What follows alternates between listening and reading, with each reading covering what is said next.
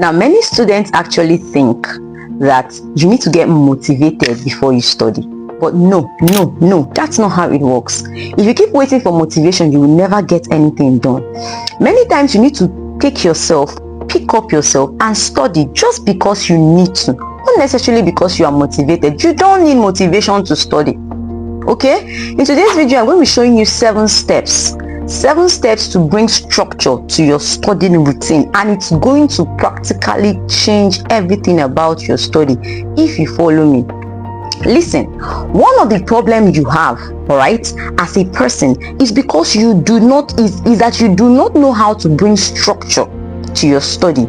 You want to study, but you want to do it haphazardly, and that's not how it works. Anything you do not bring structure to cannot hold together. Okay, so you need to learn to bring structure.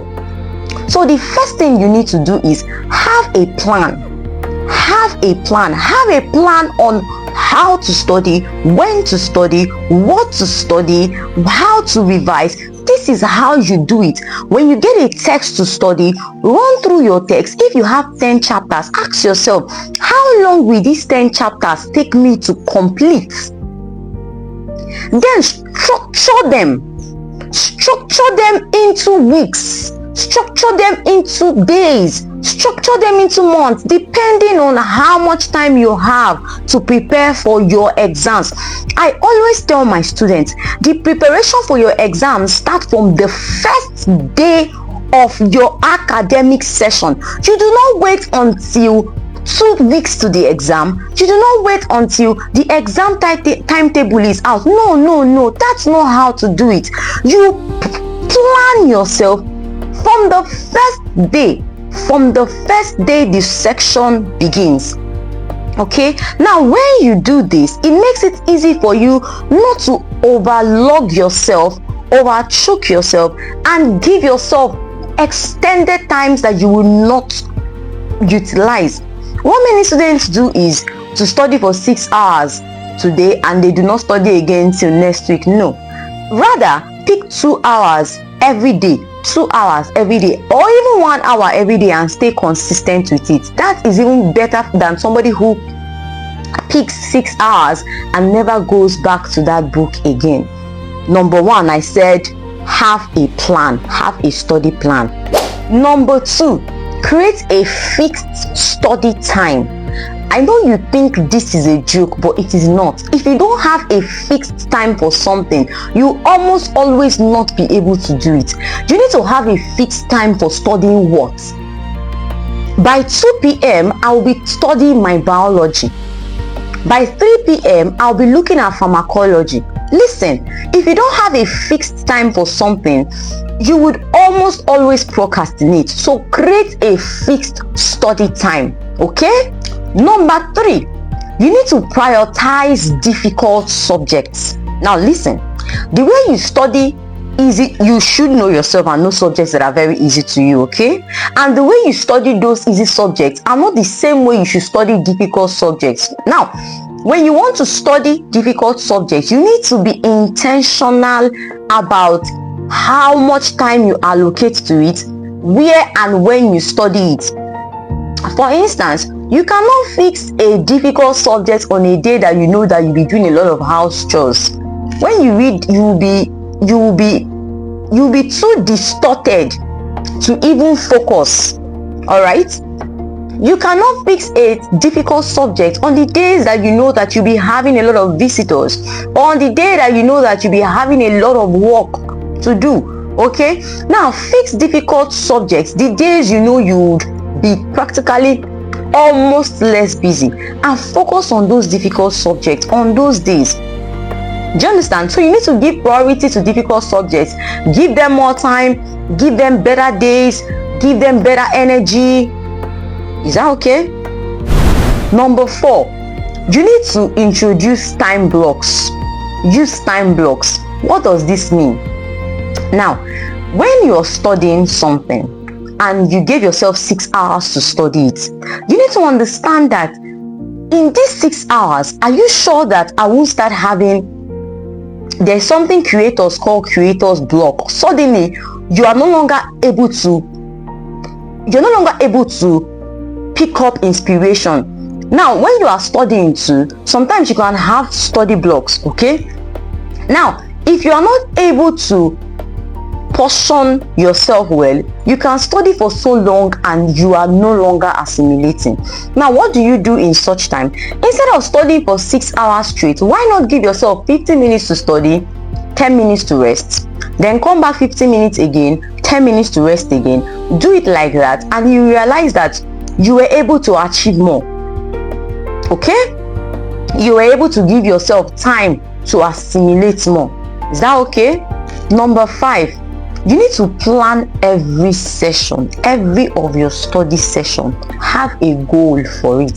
Set a goal for every study session. Listen, this is important. You know, many of the students I meet always trivialize their study life.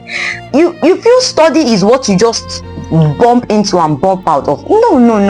You need to plan for good grades. If you don't plan for good grades, you won't get them.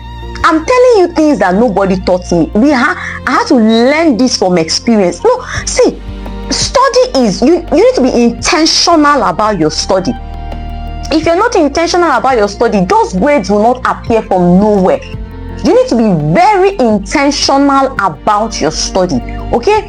Set a goal for each time you study. Tell yourself what you intend to achieve after that particular study, what you intend to achieve, okay? Now, after setting that goal, number 6 is you need to plan revisions.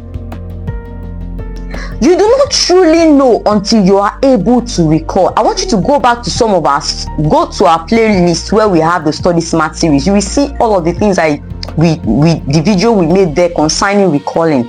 Please and please, your revision period are the periods you should be spending recalling. Spend it in recalling.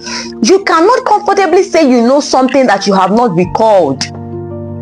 If you really want to be a smart student, prioritize recalling. And this is what you do when you are revising. Revision is trying to recall. So what you do is you read what you have read previously, then you now try to start writing it out, try to start recalling it without looking back into the same notes you used to study. I always tell my students, if on the day of exam I see you reading handouts, I know you are an unserious student. What are you carrying handouts for on the day of exam? On the day of exam, what you should be carrying is your jotter, your revision notes. Handouts will confuse you more. I expect that you should have completed the handouts before the exam. You have revised and then you have your revision notes. Your revision note is where you wrote out everything according to how you should be in the exam. So in the exam, what you do with your revision notes, you just go over it just to remind yourself of how you should arrange your topics or the questions you're asked. Are we together? Good. Now, the last, which is the 7th point now, is track your progress.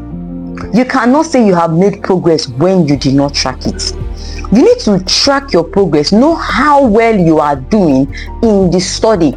Know how well you have been doing in this particular course by setting questions, setting exams for yourself, looking out for past questions. Yes, looking out for past questions, having discussion groups. This is how you track your progress. Ask a friend. We have a video on our Study Smart series where we talked on Feynman technique. You can as well introduce this Feynman technique, okay? It would also help you track your progress. Please go back to the video and get the Feynman technique. It would help you track your progress and know exactly how well you have gone. Now, if this video was helpful to you, please kindly subscribe. Do well to put down your comments and like. Then also share to your friends that would also need this video. But most importantly, your comments is very important because it helps us know how much you are helping you and how much you need us to help you better. See you in our next video. Bye.